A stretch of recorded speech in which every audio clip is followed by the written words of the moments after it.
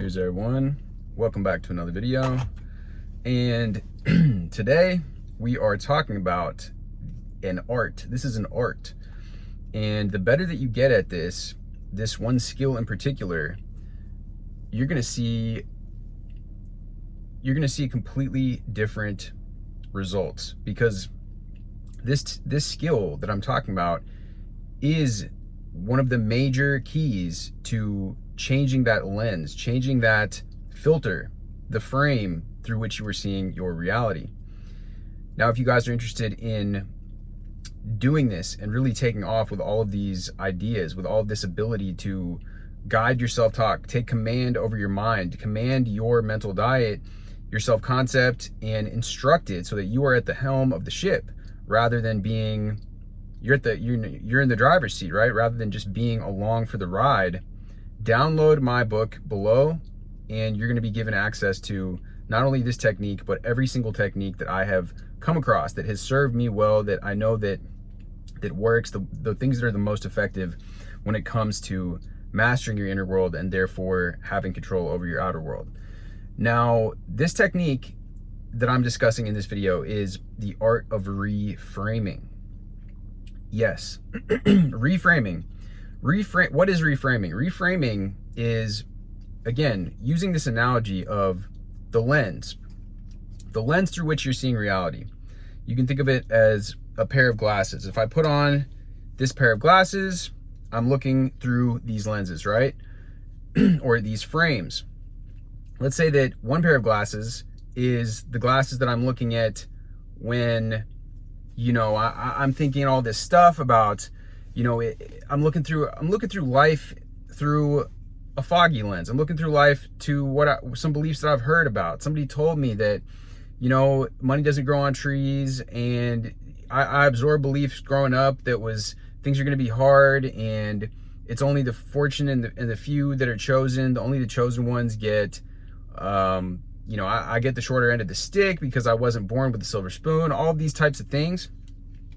Just those feelings that you're not good enough, right? You know what I'm talking about. It's just the overall feeling, the overall lens that is kind of just gray and cloudy, that's not empowering, a disempowering lens that says that I'm at the effect of my circumstances. I'm not at the cause of my reality. I'm just here. I'm powerless, right? I don't have the power to write my own story. I don't have the power to change the script, change my destiny, change my fate. I am merely at the mercy. And the more that I say this, right, it just sounds more and more dreary. Your reality just sounds more and more bleak the more that you speak like this. But this is the issue, is that the reason I'm doing this is because these are the thoughts. When we're not aware of our thoughts, these are the thoughts that are circulating in our awareness all the time. And if you notice, if you believe what we talk about on this channel, if you believe that your thoughts are creating reality, then it should be no surprise that you're getting reflections of that. The more that you're entertaining those thoughts, the more that those are circling around. That's your baseline default that you keep going back to. So what is the story of your life then? It's going to revert to that default setting, that's that baseline that you're on. Now, how do we use reframing? Reframing is taking that lens and putting a different lens. It's like those filters that you see on those lenses. These are the gray filters, right? And then you switch them out for the rosy colored glasses. So now I'm wearing these glasses, and now everything was the same, but my interpretation of this reality is changed. It's winter out right now, right? It's winter time. So you might be thinking, it's in the seasons of life. Oh yeah, it's winter. Everything sucks. It's cold out. The sky's gray. It's raining outside. That's one interpretation of the same thing that's going on in my outer reality. But different interpretation. When I reframe the situation, now all of a sudden I'm looking outside at the same thing, but I'm saying, oh yeah, it's wintertime right now. You know what? What tends to fall after wintertime is springtime. So I know that as the cycles and seasons of life that go on and go out, the tides fall and they rise, and the cycles, the principle of rhythm, because I know about this, I know that I'm preparing right now for my harvest. I'm about to get my biggest harvest that I've ever gotten come this spring. And that's how farmers think. That's how profitable farmers, profitable businessmen, profitable people in life, and it doesn't just have to be monetarily, but people that are wealthy, and wealth in all areas, wealth of energy, wealth of relationships, wealth of time. They think to themselves in this manner. That's like, okay, how do I use this in a way that's serving me? And that's one example of what you can do is, how do you begin to reframe? It starts with questions. One way of doing it is the questions that you ask yourself. So it's like, how can I use this? How is this making me better? How is this working out for me? How is this working in my favor? What could be good about this, right? And that begins to get your brain thinking and shifting to see through this new lens, to reframe everything that's going on. And obviously, like every negative situation, I'm going to give you guys some examples here, just to go over this, because I know, and people have asked me lately, and I had a different video where I touched on this, but let's go into these examples. So these are some common things that could easily be reframed, right? Common things. All right. Why did your SP block you, avoid you, leave you, etc.? Well, they did that because they are overwhelmed with the love that they feel for you. They've never felt this connection with anybody else. They couldn't stop thinking about you all the time. So because they were stalking you on the gram or whatever, that's why. Think about it. If you put yourself in their shoes, imagine yourself, you're so consumed by somebody that you had no choice, right? Now, why is it that they haven't reached out to you yet? They're just trying to find the perfect thing to say to you. Because because of these feelings that they feel for you, they're a little bit hesitant to reach out, because they're trying to find the perfect thing. They want to say something that they know is going to get them the positive response that they want. They're so enamored of you that they can't bring themselves to. It's like it's like the people that get nervous around a celebrity when they're waiting for their autograph. They're kind of stammering and stuttering because they don't know what to say. That's what's going on here, okay? Why is my health getting worse? This pain is just weakness leaving the body. Sometimes when we have situations, again, going back to the winter time example, things get a little bit worse before they get better. You're going through a transitional phase. So you're feeling these aches and pains. Maybe it's showing you to pay attention to something. Maybe it's a call for you to actually go to the doctor. Maybe you need to start paying more attention to your health. Maybe it's something, maybe by paying attention, it's actually going to save you from something in the future that could have been, that can be avoided now, because now you are prioritizing your health and you're stepping into that version of yourself who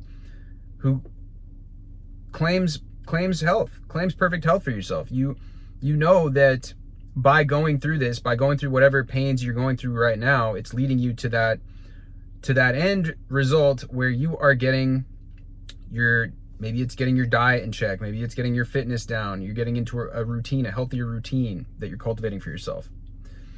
I look ugly. I'm in the middle of my beautification process. That's why I look a little bit weird right now. Trust the process. Again, the transition period, things get a little bit wonky sometimes. Anytime we're going through a transition, and if we have claimed that we're going through this physical change, if we put that energy out there, it's no surprise that there's going to be different phases of this. There's going to be what they call the awkward phase, right? When people are growing up, or when you're on your way to a glow up or whatever. There's always this part of the transition. People want instant results, but the fact of the matter is, anybody that tells you can get things instantly, even though this video says it works instantly, it does. But the thing is, to get that reflection, this will shift your mindset instantly. But sometimes to get the reflection, it does take a little bit of patience. It takes that consistency and it takes that persistence. So why is everything getting worse? I'm purging all my negative beliefs. And this is a cue for me to stay strong. Again, this idea that things are getting worse, you see these opposites showing up. It's just a sign to persist longer. It's a sign that things are being moved around. It's the same way that, like, on a stage or on a play, when you go to watch something, people don't go to the theater anymore, but when I was a kid, we used to watch plays and things, right? Well, they close the curtain and everything looks like a mess behind the scenes because they're moving all the furniture around, they're shifting the set around, they need to do an intermission, right? Well, that's because it's going through that, again, that transition phase. They need to shift everything around and everything looks disorganized until they put the new set in piece, on the stage. People always ignore me. They only ignore me because they are shy around me. And once this belief feels more real, you can reframe this further to people overcome their shyness around me because I'm absolutely irresistible.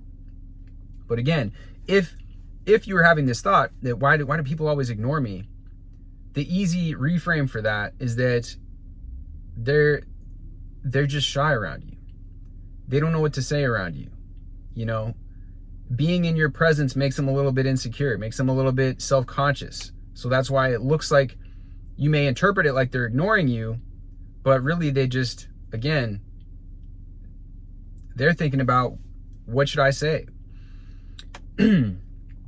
So, like I said, some questions you can use, and all of these examples and more are in my book, which again, you can download down below and will really give you a lot to work with when it comes to this whole practice of reframing.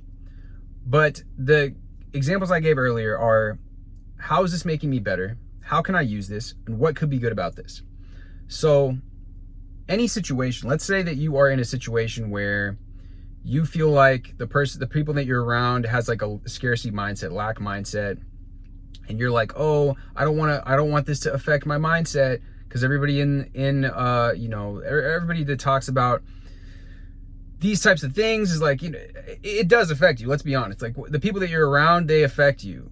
But the reframe for this is just making me stronger. It's making me more mentally resilient. And I'm not going to allow somebody else's scarcity mindset to affect me in a negative way. What this is going to do, I'm working on my ability to cultivate this inner strength and this inner resilience.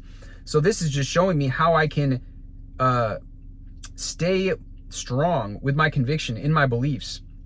Maybe this is a call for me to engage with more techniques. Maybe this is a call for me to get stronger with my affirmation practice, take even more action with my self-talk and my awareness of what these stories are going on around me inside of my head, so that I will begin to influence this other person. Or maybe I take massive action and their scarcity mindset is gonna get bashed away, thwarted by the sheer amount of conviction and authority with which I choose to behave and engage with my life. Usually, generally speaking, when people's frames, when people are looking through different frames of reality, the stronger frame will win. So in addition to learning how to reframe, your ability to control your frame and have frame control when you're in a environment where there are combating frames, for example, somebody with a scarcity mindset, somebody that doesn't believe that any of this stuff works, somebody that doesn't believe in, working on your mindset and self-development and manifestation, if they don't believe in all this, your frame has to be stronger. And so otherwise it's gonna cancel each other out. So yeah, when you're able to do this brings to mind, Nassim Taleb, I believe is his name. He has a whole book called Antifragile. That entire book is basically all about this. The concept of being anti-fragile is that the more that you go through, the more strong and resilient you become. I'm actually going to ask ChatGPT right now, since I have my computer here, the definition of anti-fragility.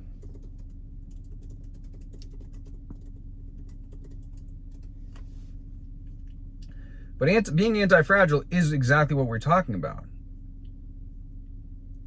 So here it is. Being anti-fragile refers to the ability not just to withstand stress, shocks, or chaos, but to thrive and grow stronger as a result of those challenges.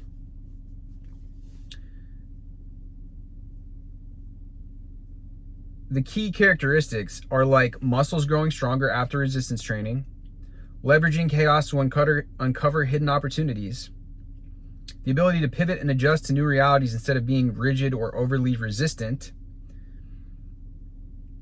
and being spread out enough so that failures in one area can enhance other parts of the system. So here are some examples. Biological systems. Vaccines expose the body to mild stress, aka weaken viruses, to make the immune system stronger.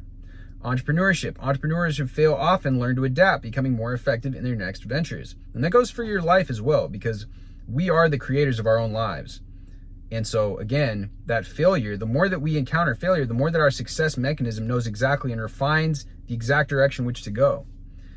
It's a very powerful reframe, just that in and of itself. Any rejection, any failure that you encounter is refining your direction and your ability to go in the direction that is going to make you successful. That's what all successful people do. They take lots of action. And the more action that you take, the more that you learn what not to do, and the better that you become at of course, you're going to want to reflect. You don't want to just take blind action. But that's what it's all about. Nature. Ecosystems often recover stronger after natural disasters by fostering growth and biodiversity. So those are some examples. And here it is, how to become anti-fragile. Embrace uncertainty. Stop fearing risk and disorder. Instead, look for ways to grow from it. Diversify. Spread out your efforts to reduce the impact of any one failure. Focus on adaptation. Develop skills and systems that allow you to thrive under changing conditions.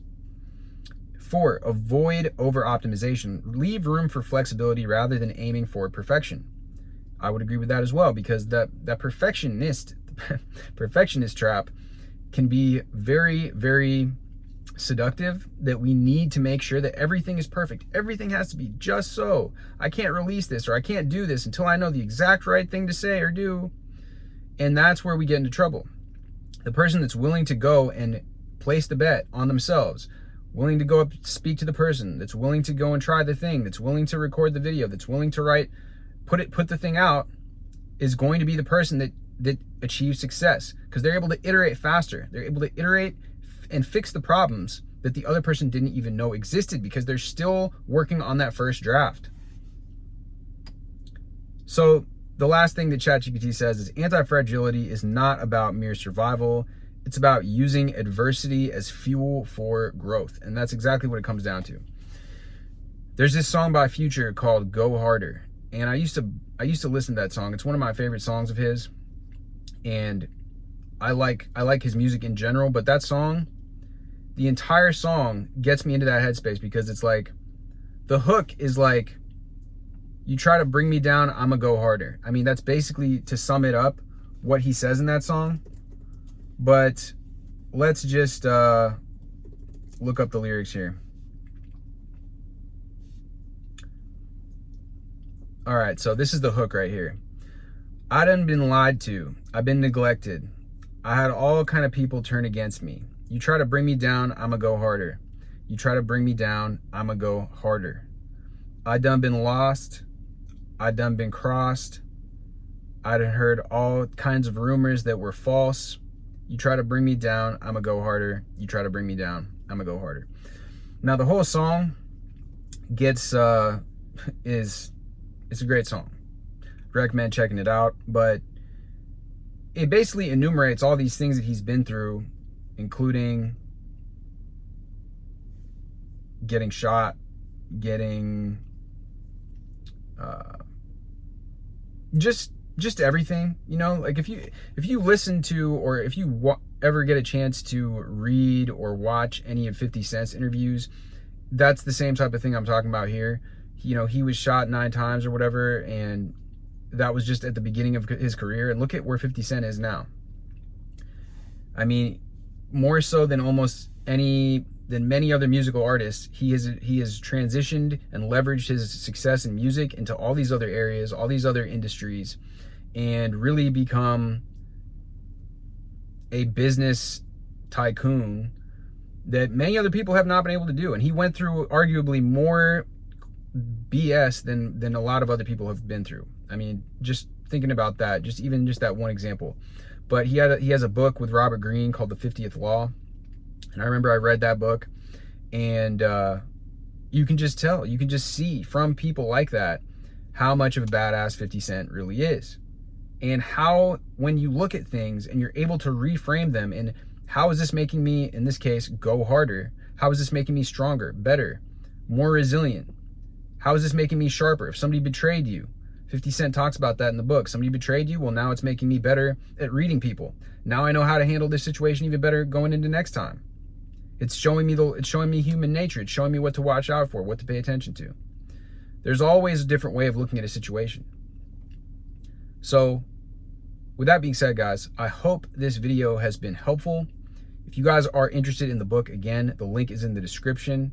It's going to give you all the tools that you could possibly, it's going to basically arm you with every single technique that I've learned about that's going to help you take command of your thoughts. Take command over your mind. Is like an untrained wild buck, and it's kicking, and you need to tame it. You need to train it. If you allow it, if you're in a negative state right now, if you're allowing your mind, if you're thinking about all kinds of things and your thoughts are scattered, there's no way that you're going to have the discipline or the focus to get the results that you want in your life. It's simply just wishful thinking. And until you take ownership and take responsibility and discipline the mind, your mind is either your best friend or your worst enemy. And the more that you allow it to just do whatever it wants, it's like an untamed, like I said, a horse that's going to run off, and you're going to fall off the horse and you could break your neck. That's what happens with these wild animals. And that's what your mind is like right now. Until you take the reins and gain control over it and make it serve you instead of you serving it, because it is just going off and accepting all kinds of things. It's like another example would be like a computer that's just accepting anything, any malware, any viruses that are getting implanted in it. You have to install that protection software. And then you have to program it with your own programming it. You have to program it with your own operating system that you have decided to program it with, rather than allowing it to just take in whatever programming any random person wants to give it. So that being said, this book gives you the tools to do this. So I can't recommend it enough. Basically, check it out. And with that being said, let me know your thoughts on this down below. Do you guys have experience reframing things? Do you guys have any techniques that you use that work well for you to reframe things? Have you read Antifragile by Nassim Taleb? What is your experience with reframing your thoughts? A lot other people can call it, transmuting, or really reframing is the best way to speak about it. And once you're able to do this, it's probably one of the most like underlooked when it comes to the manifesting community. Like, people don't talk about this. People talk about, feeling and all these other things, but this is one of the most underlooked, underappreciated aspects of this, is your control over your interpretation of events. When you can begin to control your interpretation and you develop frame control, you're able to reframe things in your mind, you're going to see amazing, amazing results. My book will help you do that. With that being said, much love as always, and I will see you guys in the next video.